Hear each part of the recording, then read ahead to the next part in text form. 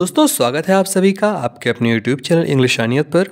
और आज की इस वीडियो में जो हम पोएम डिस्कस करने वाले हैं उसका टाइटल है आइसोलेशन टू मार्गरेट, जिसको लिखा है बहुत ही famous Victorian poet Matthew Arnold ने। इससे पहले की एक वीडियो में ये जिस पोएम का सीक्वल है उस पोएम को हमने डिस्कस किया था, उसका नाम था टू मार्गरेट कॉन्टिन्यूड।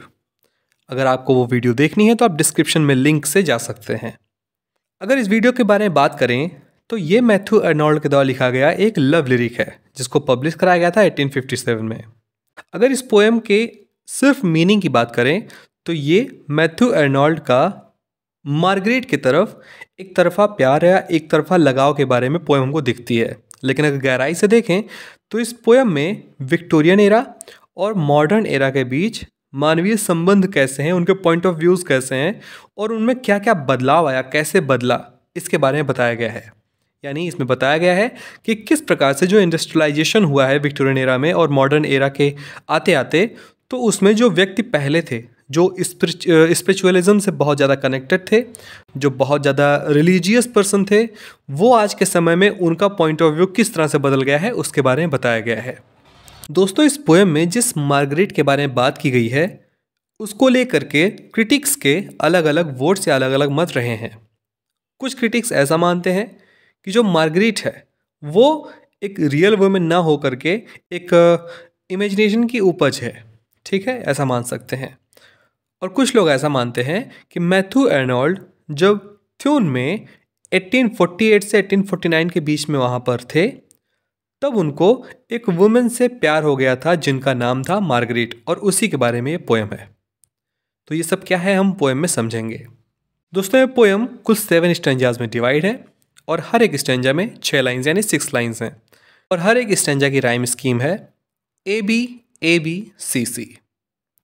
इस पोएम की जो मेन थीम है वो ये हो सकती है pain and disillusionment of a failed romance. तो बिना किसी देरी की आज की अपनी हम पोएम शुरू करते हैं। लेकिन उससे पहले अगर अभी तक आपने इस चैनल को सब्सक्राइब नहीं किया है तो प्लीज़ चैनल को सब्सक्राइब कर लें, वीडियो को लाइक कर दें और अपने दोस्तों के साथ इसको ज़रूर शेयर करें। तो चलिए आज का अपना वीडियो हम शुरू करते हैं।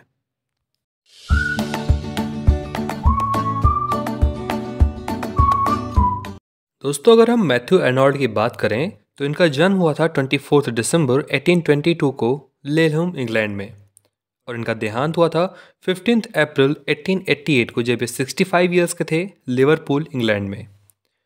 ऑक्यूपेशन से ये एक ऑथर थे और उसके साथ में ये एक मजिस्ट्रीज इंस्पेक्टर ऑफ स्कूल थे। इन्होंने बैलियल कॉलेज ऑक्सफोर्ड से एजुकेशन करी थी और ये विक्टोरियन एरा के ऑथर माने जाते हैं। और इनका जॉनरा था poetry, literary, social and religious criticism. इनके कुछ नोटेबल वर्क्स हैं जैसे Dover Beach, the scholar gypsy, Thyrsis, culture and anarchy, literature and dogma, the study of poetry. तो ये तो बात हो गई हमारे आज के ऑथर की। अब शुरू करते हैं अपनी पोइट्री।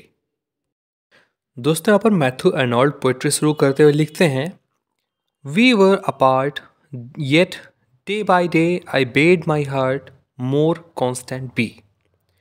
वी वर अपार्ट यानी अब हम अलग थे। हम कौन? यहाँ पर पोएट अपने आप को अपने बिलव्ड मार्गरेट से अलग बताते हुए कह रहे हैं कि अब हम अलग थे, येट फिर भी, डे बाय डे हर दिन, आई बेड, बेड मीन्स होता है बताना या विश करना, मैं विश करता था या फिर मैं बताता था, माई हार्ट अपने हृदय को, मोर कॉन्स्टेंट बी और अधिक कांस्टेंट होने को, I bade it keep the world away and grow a home for only thee. मैं इसको बताता था कि अपने आप को संसार से दूर रख करके उसके लिए, उसके यानी तुम्हारे लिए, तुम्हारे किसके? मार्गरेट के लिए एक घर बनाओ। कहाँ पर? अपने दिल में।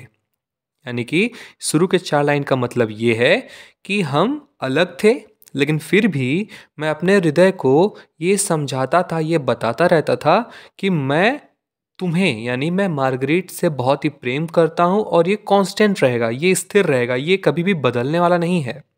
मैंने अपने दिल में तुम्हारे लिए एक घर, एक जगह बनाने को अपने दिल से मैंने कहा। Nor feared, but thy love likewise grew, like mine each day more tried, more true. Nor feared, ये किसी भय से नहीं, तुमको खोने के भय से नहीं, बट लेकिन thy love likewise grew, मैं क्या चाहता हूँ कि जितना मैं तुमको प्यार करता हूँ उसी तरह तुम्हारा भी प्रेम मेरे लिए बढ़े। लाइक माइन, जैसे मेरा है। कैसा है? ईच डे, हर दिन। मोर ट्राइड मोर ट्रू, हर दिन ये और ही सत्यता के साथ और अधिक प्रयास करते हुए बढ़ता रहता है। यानी पहले स्टेंजा में यहाँ पर पोएट कहते हैं कि अब मैं तुमसे अलग हूँ, लेकिन मेरा हृदय अभी भी तुमसे उसी तरह से प्यार करता है जैसे कि मेरा प्यार तुम्हारे लिए रोज बढ़ता रहता है, हर एक समय, हर एक क्षण। और मैं भी ऐसे ही चाहता हूँ कि तुम भी मुझे उसी तरह से हमेशा रोज रोज प्यार करते रहो और तुम्हारे भी हृदय में मेरे लिए प्यार बढ़ता रहे। आगे वो लिखते हैं, the fault was grave, I might have known what far too soon. The fault was grave, यहाँ पर पोएट लिखते हैं कि मुझे जल्द ही ये रियलाइज़ हो गया कि ये जो मेरा एक्सपेक्टेशन था ये गलत था। आई माइट हैव नोन, मुझे ये समझ जाना चाहिए था, वट फार टू सून, जो मुझसे बहुत दूर है वो मुझे नहीं मिल सकता उतनी आसानी से, तो ये मेरा एक्सपेक्टेशन गलत था। अलास, उफ, दुख है मुझे। आई लर्नड, मैंने अपने एक्सपीरियंस से सीखा है। क्या सीखा है? The heart can bind itself alone, कि जो हृदय है वो अपने आप को अकेला बांध सकता है। एंड फेथ में ऑफ्ट बी अनरिटर्न, लेकिन जो फेथ है, जो विश्वास है, वो कभी भी रिटर्न नहीं होता है, अनरिटर्न रहता है हमेशा। इसका मतलब क्या हुआ? यहाँ पर पोएट कह रहे हैं कि मुझे जो मैंने एक्सपेक्टेशंस कर रखा था अपने बिलव्ड से, मार्गरेट से, वो गलत था। मुझे समझ जाना चाहिए था कि ये प्यार मेरा एक तरफा प्यार है। मैं उससे इतना प्यार करता हूँ, वो शायद मुझसे ना करे या मुझसे ना करती हो। तो मेरा जितना भी एक्सपीरियंस रहा है अभी तक उसके साथ में, मैं उससे ये समझ गया हूँ कि मेरा जो दिल है वो अकेला ही है और सामने से वो मुझे प्यार नहीं करती है। इसलिए मैंने क्या किया? Self swayed are feeling ebb and swell, thou loves no more, farewell farewell. Self swayed, swayed मतलब होता है झुकना या अपनी राय बदलना। तो मैंने खुद से अपनी राय बदल ली और फीलिंग्स जो मेरी हैं वो एब एंड स्वेल, वो मेरा घटता बढ़ता रहा। दाउ लिव्स नो मोर, और फिर अंत में मैं समझ जाता हूँ कि अब तुम्हारे हृदय में मेरे लिए कोई भी प्रेम नहीं है, इसलिए मैं तुमको फेयरवेल फेयरवेल, अलविदा अलविदा कहता हूँ। अगले स्टेंजा में पोएट लिखते हैं, farewell and thou, thou lonely heart. अब यहाँ पर जो दाउ यूज़ हो रहा है वो पोएट अपने दिल के लिए कह रहे हैं। कह रहे हैं अलविदा। अलविदा तो मेरे दिल ने मार्गरेट के प्रेम को बोल दिया। एंड दाउ, और तुम, दाउ लोनली हार्ट, तुम अकेले हृदय। अकेले हृदय का मतलब कि अब जो पोएट का दिल है वो अब अकेला हो गया है, क्योंकि उसको पता है कि सामने से मार्गरेट उसको प्रेम नहीं करती है, तो इसका वन साइडेड लव है। तो अब ये बहुत ही लॉनली हो चुका है, तो इसलिए पोएट अपने हार्ट को यहाँ पर एड्रेस करते हुए बोल रहे हैं, दाउ लोनली हार्ट। अब जो मेरा हृदय है ये अकेला है। अब तुम क्या करोगे? तुमने तो क्या क्या किया, तुमने क्या किया? Which never yet without remorse even for a moment didst depart from thy remote and sphered course to haunt the place where passion reign back to thy solitude again। मतलब which never yet without remorse, remorse का मतलब होता है पछतावा, यानी बिना पछतावा के, even for a moment didst depart from thy remote and spheral course, जो कभी भी बिना पछतावा के एक क्षण के लिए भी उस रिमोट यानी बहुत ही दूर या सुनसान, स्फीयर यानी गोल, चक्करदार, कोर्स मतलब रास्ता, जो उस यानी तुम्हारे और मार्गरेट के हृदय के बीच में बार बार आना जाना एक कैसा रास्ता बना देता है, गोल रास्ता बना देता है। तो तुम मेरे लोनली हार्ट, तुम मेरे अकेले हृदय, जो तुम हमेशा से कभी बिना पछतावा के भी तुम हमेशा मार्गरेट के हृदय तक आते जाते रहे, जो कि उतनी दूर रही है। इसका मतलब है कि तुम बिना किसी पछतावा के, बिना किसी और अदर थॉट्स के, तुम हमेशा मार्गरेट के लिए ही सोचते रहे हो। तुम उसके अलावा तुमने कुछ भी कभी नहीं सोचा। To haunt the place where passion reign back to thy solitude again. जब भी तुमने अपने, जहाँ पर तुम्हारा ध्यान वहाँ पर जाता जहाँ पर तुम्हारा पैशन यानी जुनून, रेन मतलब राज करना, जहाँ पर तुम्हारी इच्छा है जाने की, अगर तुम वहाँ पर जाते भी तब भी तुम वहाँ से वापस आ जाते, और तुमने बिना पछतावा के पूरी तरह से अपने आप को उसके प्रेम में न्यौछावर कर दिया, लेकिन फिर भी तुम अकेले पड़ गए। तो अब तुम्हारा क्या होगा? इसका मतलब ये है स्टेंजा का। अगले स्टेंजा में लिखते हैं, बैक, वापस, with a concise thrill of shame which Luna felt that summer night. अब तो तुम वहां से वापस आ चुके हो, क्योंकि अब तो तुम पछता रहे हो, क्योंकि पहले तो तुम बिना पछताए उसके पीछे, उसके हृदय में जाना आना अपना लगाए रहते थे, जिससे एक गोल रास्ता बन गया था, और उससे तुमको पछतावा भी नहीं होता था कि मैं क्यों इसके पीछे पड़ा हुआ हूँ जब ये मुझसे उतना प्रेम नहीं करती। लेकिन अब जब तुम पीछे वापस आ गए हो, तब क्या हो चुका है? With the concise thrill of shame. तो अब तुम शर्म से पूरी तरह से भर गए हो। अब तुमको शर्म आ रही है। कैसी शर्म? विच लूना फेल्ट दस that summer night.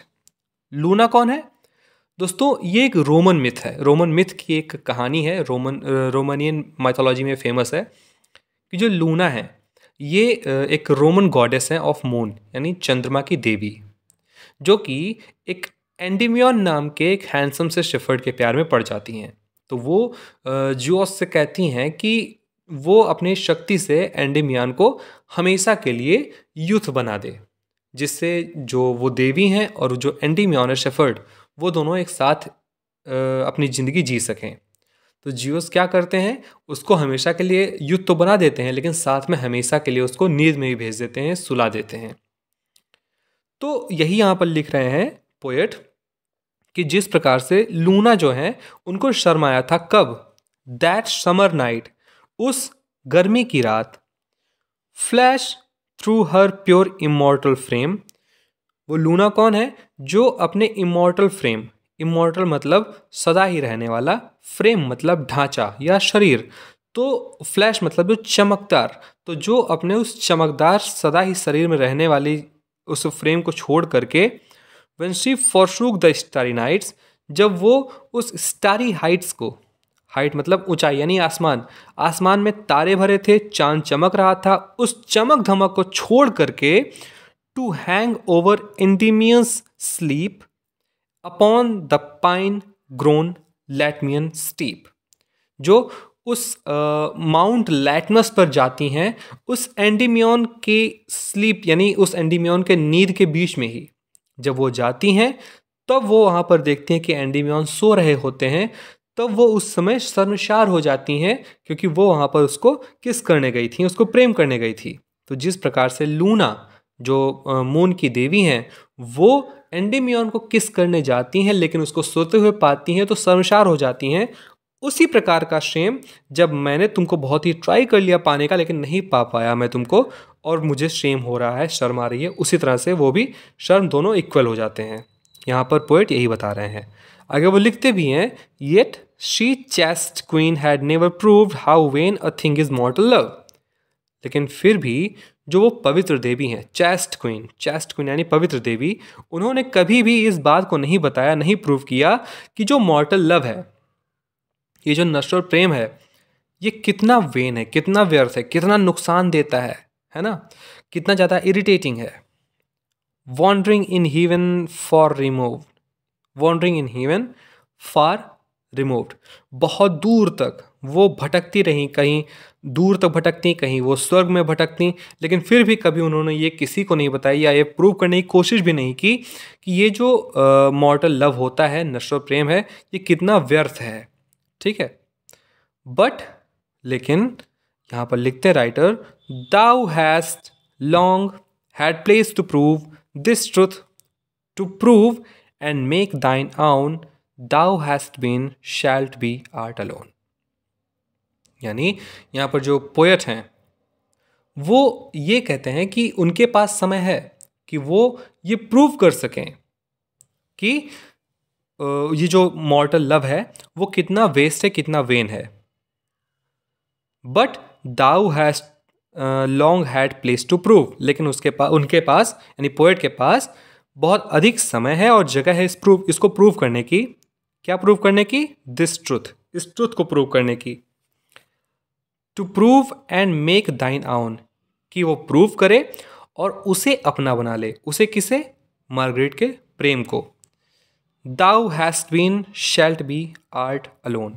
Thou hast been यानी तुम थे, शैल्ट बी यानी तुम रहोगे, आर्ट यानी हो, अलोन मानी अकेला। इस पूरे का मतलब ये है कि जो रानी है उसने भी बहुत ज़्यादा ट्राई किया अपने प्रेम को पाने की, लेकिन उसको भी वो प्रेम नहीं मिला जिस चीज़ के लिए मैं भी तरस रहा हूँ। उसने भी कभी ये प्रूव करने की कोशिश भी नहीं की कि जिस प्रेम के पीछे वो पागल थी वो कितना व्यर्थ था। इसी प्रकार मैं भी ये चाहूँ तो नहीं भी कर सकता हूँ, लेकिन मैं चाहूँ तो मेरे पास समय भी है और मेरे पास ये स्थान भी है कि मैं प्रूव कर दूँ जा करके और उसके हृदय को अपना बना लूँ, जो कि सदा से हमेशा अकेला था, है और रह रहा है। ठीक है, आगे वो लिखते हैं, और या फिर इफ़ नॉट क्वाइट अलोन, अगर वो अकेला नहीं है, यानी कि जो मार्गरेट है उसका हृदय अगर वो अकेला नहीं है, yet they which touch thee are unmating things, अगर वो अकेली नहीं है उसका हृदय, फिर भी उससे सिर्फ वही छू सकते हैं जो अनमेटिंग थिंग्स होंगे। दोस्तों यहाँ पर अनमेटिंग का मतलब है जो मेट ना करें। यहाँ पर मेट का मतलब है फिजिकल रिलेशनशिप से। यहाँ पर पोएट इस स्टेंजा में बेसिकली पोएट यही कहेंगे कि जो मार्गरेट हैं वो कभी भी ऐसे लोगों के पास नहीं जाएगी जो उसको गलत नज़र से या फिजिकली उससे रिलेशन बनाने के नज़र से देखें, या फिर अगर ऐसा होगा भी तो उसको ऐसा कोई प्रेम करने वाला नहीं मिलेगा जैसा मैं होता। ठीक है, अब स्टेंजा को पढ़ते हैं। और इफ़ नॉट क्वाइट अलोन, और अगर वो अकेली नहीं रहेगी, yet they which touch thee are unmating things, फिर भी जो उसको छुएंगे वो लोग कैसे होंगे? अनमेटिंग थिंग्स होंगे, जो मेट नहीं कर सकेंगे। कैसे? Ocean and clouds and night and day, यानी कि कौन सी चीज़ को छुएंगे? ओशंस छुएगी, क्लाउड्स छुएंगे, दिन और रात छुएंगे, लॉन ऑटम्स यानी सैड ऑटम्स छुएंगे, ट्रिम्फेंट स्प्रिंग यानी जॉयस स्प्रिंग उसको छुएगी, and life and other joy and pain, और लाइफ और अदर जॉयज और पेन्स उसको छुएंगे। लेकिन एंड लव, और अगर उसको प्रेम छुएगा, अगर प्रेम छुएगा, if love of happier man, तो वो कोई किस्मत वाला ही होगा। ठीक है, हैप्पियर मैन यानी यहाँ पर बहुत प्रसन्नचित्त यानी किस्मत वाला ही होगा। अब यहाँ पर वो यही कह रहे हैं कि उसको कोई नहीं छू सकता, उसको फिजिकली कोई भी नहीं अट्रैक्ट करेगा, उसको जितने लोग छुएंगे वो सब अनमेटिंग्स होंगे। लेकिन अगर उसको प्रेम मिलता भी है या उसको कोई ऐसा मिल भी जाता है जो बहुत ही किस्मत वाला हो उसके लिए, तो भी वो उसको उतना खुश नहीं रख पाएगा या उतना प्यार नहीं कर पाएगा जितना मैंने उससे किया। आगे वो लिखते हैं, of happier man for they at least have dreamed to human hearts might blend in one and were through faith released from isolation without end prolonged, nor knew, although not less alone than thou, their loneliness. Of happier men, of happier men मतलब उन खुश लोगों के बारे में, for they उन्होंने, at least कम से कम, have dreamt ये स्वप्न देखा। क्या देखा? टू ह्यूमन हार्ट्स, जहाँ पर दो मनुष्य के हृदय, माइट ब्लेंड इन वन, एक में मिल जाए, and were through faith released from isolation without and prolonged, और विश्वास के माध्यम से अंतहीन, है ना, यानी प्रोलॉन्ग्ड, एंड प्रोलॉन्ग्ड, प्रोलॉन्ग्ड मतलब बहुत लंबा, एंड मतलब अंत, जिसका अंत बहुत लंबा यानी अंतहीन। तो विश्वास के माध्यम से अंतहीन अलगाव से मुक्त हो जाए। अब यहाँ पर अंतहीन अलगाव से मुक्त होने का क्या मतलब है? बहुत ज़्यादा हिंदी हो गई, अब समझते हैं अच्छे से। यहाँ पर ये कहा जा रहा है कि जो पोएट ये कह रहे हैं, अच्छा आगे का पढ़ लेते फिर समझ में आएगा। नॉर न्यू, वो नहीं जानते होंगे या फिर नहीं जानते होंगे, although not less alone than thou, और फिर भी वो तुमसे कम अकेले नहीं होंगे, देयर लॉनलीनेस, अपने अकेलेपन में। अब इसका पूरे का क्या मतलब है? बहुत ही कंफ्यूजिंग स्ट्रेंज है, इसको अच्छे समझते हैं। यहाँ पर जो पोएट है वो ये कह रहे हैं कि जो हैप्पियर मैन है, वो कौन लोग हैं? वो बहुत ही खुश हैं इस चीज़ को लेकर के कि उनको ये लगता है कि जो दो ह्यूमन हार्ट्स हैं वो एक दूसरे से मिल गए हैं। अब ह्यूमन हार्ट्स मिल जाने का क्या मतलब है? यहाँ पर पोएट ये बता रहे हैं कि दो प्रेमी आपस में प्रेम करके उन दोनों का हृदय आपस में मिल गया है और वो बहुत खुश हैं। ठीक है, अगर हम सिंपल लैंग्वेज समझे तो ये है। आगे वो ये भी कहते हैं कि वो लोग जो अपने को सोचते हैं कि हम बहुत खुश हैं क्योंकि हमारा हृदय एक दूसरे से मिल गया है, वो वास्तव में, यहाँ पर ड्रीम्ड लिखा हुआ है, ड्रीम्ड का क्या मतलब है? वो वास्तव में एक इल्यूजन है, क्योंकि सच में एक दूसरे का हृदय कभी भी नहीं किसी से मिलता है। ये सच में सिर्फ एक इल्यूजन है, सिर्फ एक भ्रम मात्र है कि वो एक दूसरे से मिल चुके हैं, उनका हृदय एक दूसरे से मिल गया है और वो एक दूसरे से बहुत प्रेम करते हैं। ये वास्तव में सिर्फ एक इल्यूजन है। और सच में अगर देखें बहुत ही क्लोजली, अगर हम इस चीज़ को नोटिस करें, तो वो सभी अंदर से सिर्फ अकेले और खोखले हैं, आइसोलेटेड हैं। ठीक है, इस पूरे स्ट्रेंजा का यही मतलब है। और यहाँ पर आकर के हमारा ये पोइट्री, हमारी ये लेक्चर आज के लिए ख़त्म हो जाती है। दोस्तों, आशा करता हूँ कि आज का ये वीडियो आपको अच्छे समझ में आया होगा। अगर आपको कोई भी सजेशन देना है तो आप कमेंट बॉक्स में सजेस्ट कर सकते हैं। मिलते हैं अगले वीडियो में एक नए टॉपिक के साथ। तब तक के लिए अपना ख्याल रखिए। धन्यवाद।